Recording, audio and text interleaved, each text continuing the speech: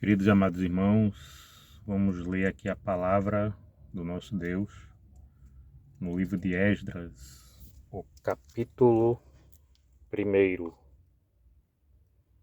Esdras, o capítulo 1,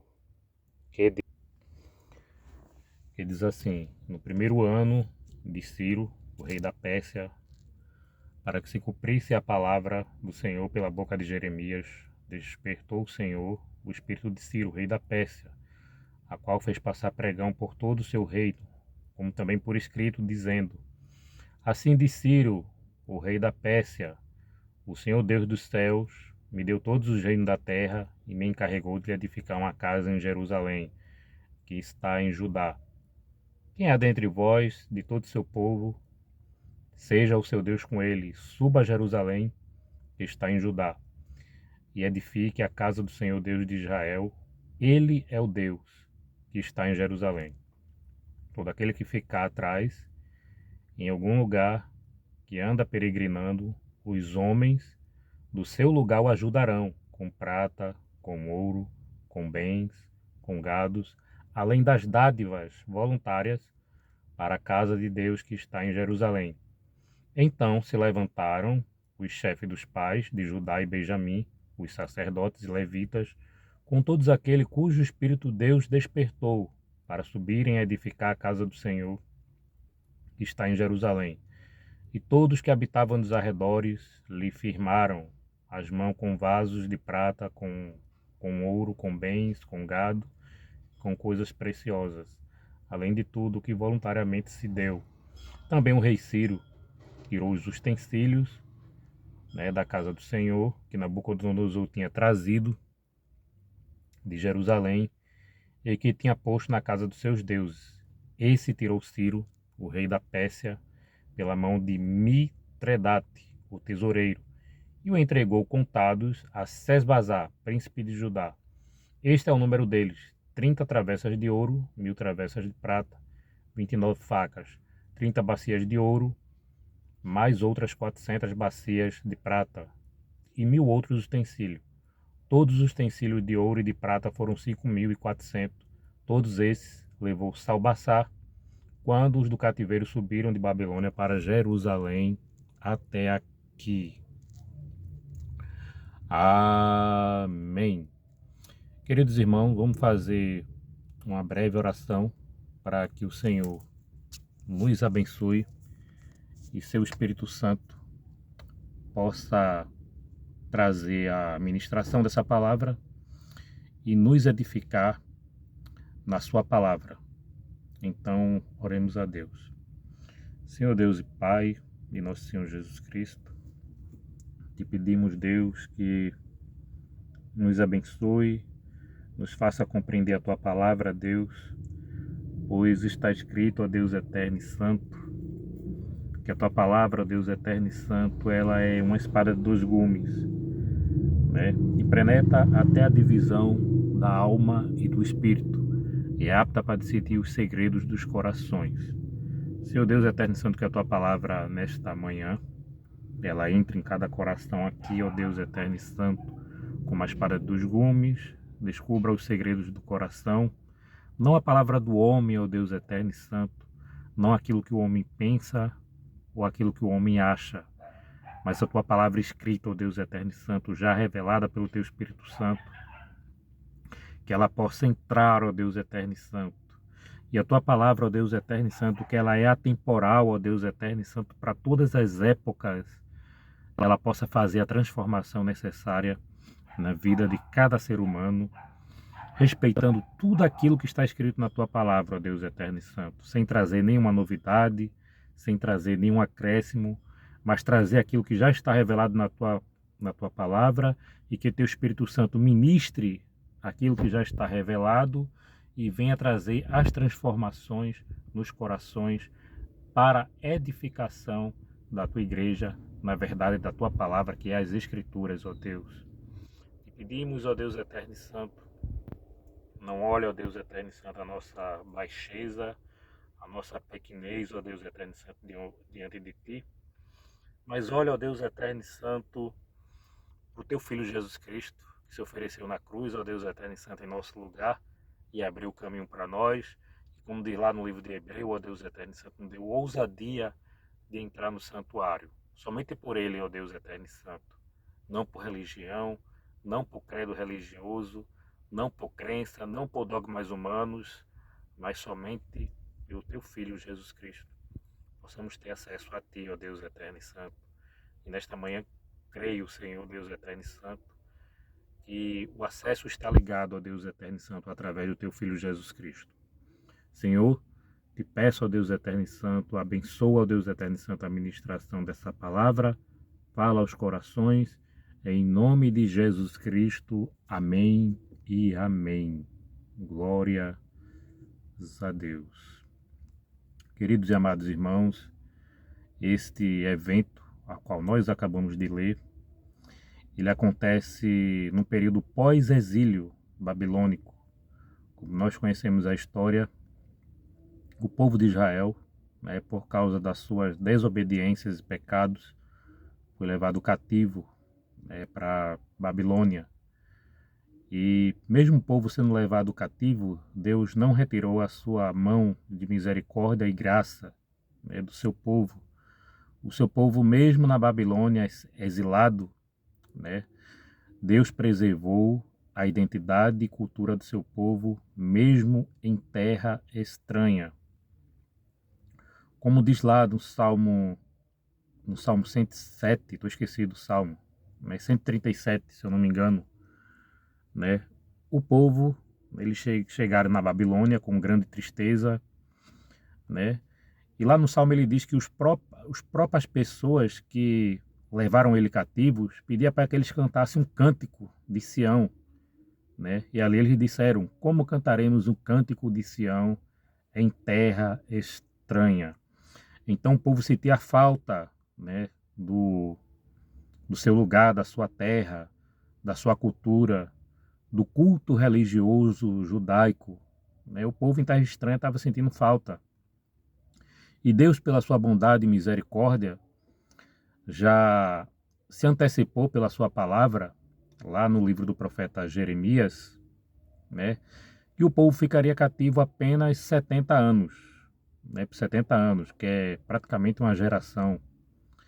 E ali, cumprindo essa profecia de Jeremias, o povo estava aguardando a libertação, a queda do Império Babilônico, que era um império poderoso, um império forte, tanto no sentido administrativo quanto no sentido militar, por Nabucodonosor. E ali o povo aguardando, irmãos, essa promessa, que chegaria o dia da libertação do povo. O povo ali, ele preservou a sua identidade, a sua cultura, mesmo em terra estranha. E aqui chegou o dia do cumprimento da palavra de Deus. Os persas, incrivelmente, os persas, eles derrotaram os babilônicos, praticamente sem guerra, o que a história diz aí. Os persas, eles usaram de engenhosidade, conseguiram desviar o percurso do rio Eufrates, e desviando esse percurso, me parece que eles conseguiram entrar pelo alguns dutos, e pegaram os babilônicos de surpresa na sua terra. E ali os babilônicos não ofereceram resistência, e se renderam ali aos persas, e ali o rei Ciro, esse rei que foi profetizado um pouco mais de um século aí pelo profeta Isaías, em Isaías 40 e Isaías 45, citado o nome de Ciro, que Deus chamou Ciro pelo seu nome, e esse libertaria o povo de Deus da escravidão, não por ouro, não por prata, mas unicamente pela vontade e misericórdia de Deus. E foi o que aconteceu. É incrível o cumprimento dessa profecia. O rei Ciro, ele sobe ao trono, quando os babilônicos se rendem. Deus também prometeu o juízo, pelo profeta Jeremias, a queda da Babilônia. Mas a queda da Babilônia não foi como muitos esperavam, né? Que um exército fosse lá, arrebentassem e matasse todo mundo, os caldeus, que era um povo cruel, né? Não foi assim que aconteceu, né? A Babilônia caiu praticamente sem guerra, o povo se rendeu ali aos persas e os persas ali tomaram o poder, né? E como nós lemos aqui, né, nessa escritura, no primeiro ano do reinado de Ciro, o rei da Pérsia, né, ele já emite ali um decreto, né, para que os judeus eles voltassem para Jerusalém, reconstruíssem o templo e reedificassem a cidade. E Ciro, mesmo ele sendo um pagão, ele confessa ali no seu edito, né, que Deus ele é maior do que todos os deuses. É uma coisa incrível. E é importante também, né, notarmos que os persas, né, eles tinham uma política de tolerância religiosa e tolerância cultural aos povos vassalos, né? Então todos os povos que eles conquistavam, eles permitiam os povos viverem a sua religião e viver a sua cultura e manter ali a sua língua nativa, manter ali o seu idioma, a sua etnia também era permitido. E não foi diferente com os judeus, né? E tudo isso foi obra de Deus. Tudo isso foi obra de Deus. Foi tão obra de Deus, né? O cumprimento da profecia de Jeremias, né? O período aí do cativeiro que duraria aí uns 70 anos. O cumprimento da profecia de Isaías, em Isaías 40 e 45, se eu não me engano, né? Ele promete um Salvador, né? Por nome de Ciro, né? Ficou conhecido aí na história como Ciro o Grande, né? E ali no primeiro ano de seu reinado, cumprindo a sua política, né, de liberdade religiosa para os vassalos, permitiu que os judeus voltassem para Jerusalém e reconstruíssem o templo e a sua cidade, restaurando assim a sua identidade, né? E não foi só isso que os persas fizeram, que Ciro fez, né? Ciro também financiou a ida desses judeus para Jerusalém, financiou a reconstrução do templo e também a construção da cidade, que contou com a colaboração do próprio povo e também do próprio Deus. E tem mais, não ficou só nisso. Nós vemos também que todos os vasos, né, do templo de Jerusalém, que foi levado por Nabucodonosor, todos os vasos foram entregues, todos foram contados, né? E entregues, tudo aquilo que foi roubado por Nabucodonosor, né? Tudo, não teve falta de nada, tudo foi entregue, né? Foi entregue na mão dos príncipes de Judá para que o templo ele fosse reconstruído, né? Veja como Deus é fiel, mesmo tendo se passado décadas. Olha como Deus é misericordioso. Mesmo tendo se passado décadas, Deus, ele traz de volta o seu povo, tudo aquilo que foi levado por Nabucodonosor foi devolvido ao próprio povo judeu. Olha como Deus é maravilhoso, irmãos. Meus irmãos e amigos, tudo aquilo que foi roubado de nós, né, espiritualmente falando, a esperança, a fé, a confiança em Deus, né? Ou até mesmo aquilo que nós tínhamos, né? Que dava uma identidade para nós, de boas obras que nós fazíamos, tudo aquilo que nós perdemos, Deus ele pode e vai trazer de volta também, porque Deus é poderoso, porque todo o poder está na mão de Deus, Deus faz tudo o que lhe apraz, e aquele que Deus ama e aquele que quer servir a Deus, né, ainda que tenha perdido seus recursos, seja material, seja espiritual, Deus é aquele que traz de volta. Então, como Deus trouxe de volta os vasos de Jerusalém, Deus traz de volta a fé, a esperança, os dons que ficaram para trás perdidos, Deus traz tudo de volta para você também. né? E isso não é para te colocar no centro, né? Para que você seja o queridinho de Deus, não. Não é isso. Deus simplesmente te amou, Deus simplesmente é fiel, como diz a palavra dele, né? Ainda que nós seja infiel, Deus ele permanece fiel, né? Então é por amor à palavra dele, né? O amor dele não volta atrás, o amor de Deus não é de lua, né? Como muita gente pensa. Ah, Deus ama hoje e depois amanhã Deus não ama mais porque você pecou, porque você errou. Não, o amor de Deus não é de lua. Quando Deus ama, ele ama. Ah, então se Deus ama, então eu posso dar de todo jeito, né? Está escrito na palavra de Deus, lá em Hebreus, que Deus, ele castiga aquele que ama e açoita aquele que ele tem por filho, né? Então se você, então se você, então se você aguentar o castigo de Deus, então simplesmente você continua aí do jeito que você está, né? Continua da desobediência. Se você acha que pode aguentar a disciplina de Deus, continua a desobediência. Quando Deus te pegar e te castigar e colocar o ai sobre você, aí vamos ver se a disciplina de Deus, ela dói ou não, né? Pois se Deus te amar, ele vai sim te disciplinar, ele vai sim te corrigir, ele vai sim trazer alguma coisa que faça você sofrer, que traga um desconforto para que você volte para o amor de Deus, né? Porque Deus, ele age como se fosse um pai.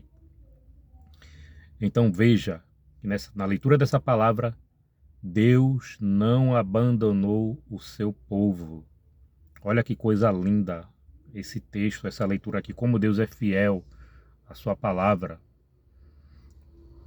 E voltando ao assunto histórico, né, dos persas, os persas que ele permitiam a liberdade religiosa, como já foi falado, né, era diferente dos babilônicos e dos assírios. Os babilônicos e os assírios, quando eles tinham seus povos vassalos, eles davam um jeito de exterminar a sua cultura e a sua religião. Mas os persas não. Os persas usaram de uma política de tolerância religiosa para os povos vassalos. Isso por questões políticas, né?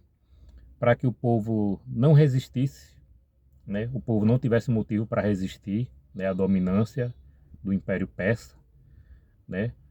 E para que o povo pagasse seus tributos fielmente, né? Isso fazia com que o povo ficasse nas mãos dos persas e que os persas enriquecessem através dos tributos dos povos vassalos. Os povos vassalos praticamente não teriam motivo para resistir aos persas, né? Já com essa política de paz e essa política de tolerância religiosa. Então, foi uma estratégia inteligente dos persas aquemédias, né, que fez o império durasse aí por muito tempo, né? Caindo também por cumprimento da profecia de Daniel através do Império Grego-Macedônio por Alexandre o Grande. Então, tá aqui, meus irmãos, esta é a palavra de Deus para nós, né? Tenha certeza que como Deus fez uma restauração, né, sendo fiel à sua palavra ao seu povo, trazendo uma restauração à cidade, ao templo, Deus vai fazer uma restauração na nossa vida também.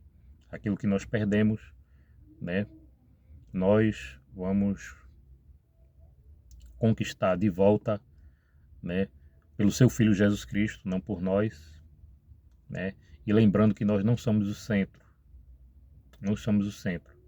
Deus vai fazer para que Cristo seja o centro, como disse o apóstolo Paulo, para que Cristo seja tudo e em todos. É tudo por Cristo, nada por nós, né? Então, como Cristo, como Deus e Cristo amou a igreja, aí ele faz isso por nós, por sua graça, por sua bondade, não para colocar nós no centro, tá bom? E o centro que Deus quer que nós estejamos é no centro do Evangelho de seu Filho Jesus Cristo, onde Cristo é o próprio centro, e no centro da vontade de Deus. É isso que Deus faz por nós, tá bom? Então essa é a palavra, Deus tem mandado para nós. Deus seja sempre louvado.